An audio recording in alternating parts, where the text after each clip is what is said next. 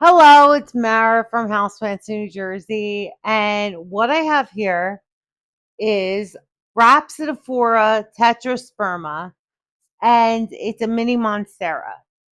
All right. Some people don't consider this a Monstera, but it looks exactly like a Monstera with the fenestrations and everything. And it grows a lot like a Monstera, but um whatever. So this guy has been propagating in water. So I bought this off of one of my friends, actually, Dina. And it has been propagating in water. Oh, she gave me a few marbles in there too. But I want to put this into Leca. All right. She also gave me a Siltipicana too, if you could see that. But the majority of it is the Tetrasperma.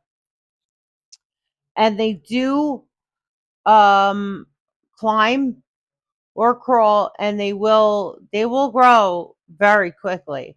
So I am going to put these into, like, they're pretty well established. I don't know if I want to actually cut some of them. Their aerial roots are like wild here. So I don't know. I think I may actually want to cut some, but we'll see. I'm going to put them in these dessert cups, okay? Now, I want this to be really, really full. And if the no, they fit. They fit. Oh, this one. I'm going to cut this one because this aerial root is huge. I don't know if you could see that. That aerial root is like really big right here. So I'm going to cut that one, and it's water rooted too. So I'm going to cut that. And then I'm just going to plop it in here into the leca. And we're going to grow all that. So, oh, and this one here is another aerial rooted. This aerial root's huge. Put that one in. My God, it smells so good, like when I cut it. So what I'm doing is I'm going to lift up the plant a little bit, put the leca in there, and get contact with the leca. Because now that they're water roots, it's a lot easier. When they're water roots, it's a lot easier to transplant into leca.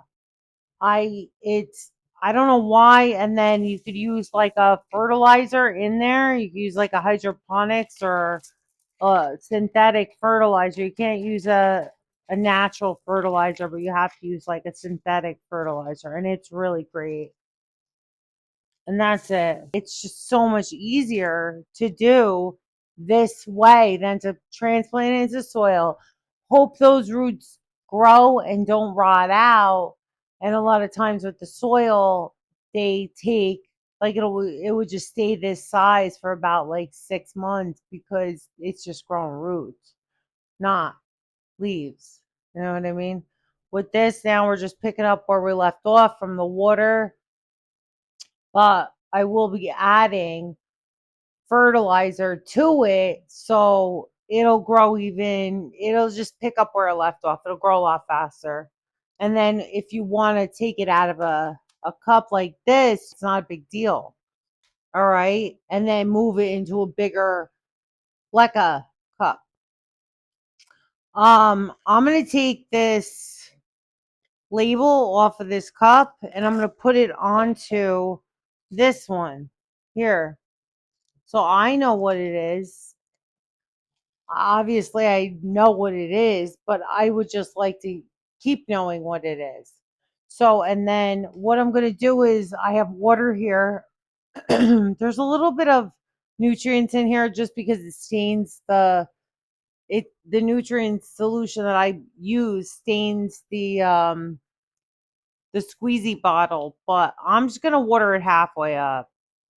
Halfway up is good enough, and then that like will stay moist. and that's it. You water it halfway up. The leca will stay nice and moist. It'll absorb everything. And then after my first watering, like usually on my first watering, it's like I don't really use nutrient solution, but then after that, I do every time. Santy grow lights. We're good to go. All right. So if you like this video, like, comment, share, and subscribe. If you have any questions for me, just like comment, shoot it out. All right. So thank you and have a good night.